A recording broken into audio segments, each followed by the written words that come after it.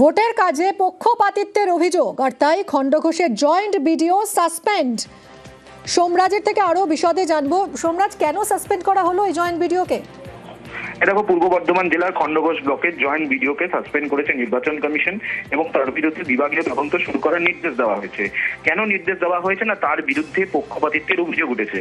গত 2রা এপ্রিল রাজ্যের মুখ্য নির্বাচনী আধিকারিকের দপ্তর রিপোর্ট দেন জাতীয় নির্বাচন কমিশনকে এবং সেই রিপোর্টে তিনি উল্লেখ করেছেন যে জয়েন্ট বিডিও যিনি নির্বাচনের কাজে খণ্ডঘোষ বিধানসভায় গুরুত্বপূর্ণ কাজ পরিচালনা করছেন তিনি পক্ষপাতিত্ব করছেন। তেমনটাই রাজ্যের মুখ্য নির্বাচনী আধিকারিকের দপ্তরের তরফে রিপোর্ট পাঠানো হয় জাতীয় নির্বাচন কমিশনকে এবং তারপরেই জাতীয় নির্বাচন কমিশনের তরফে আজ সাসপেন্ড করার নির্দেশিকা জারি করা হলো এবং রাজ্যের মুখ্য সচিবকে জানানো হলো যে এই পদে কাকে নিয়োগ করা হবে তার জন্য নামের তালিকা পাঠাতে এবং শুধু তাই নয়, আগামীকাল সকাল 11টার মধ্যে এই নির্দেশিকা কার্যকর করার কথাও রাজ্যের মুখ্য সচিবকে চিঠি পাঠিয়ে জানিয়েছে জাতীয় নির্বাচন কমিশন।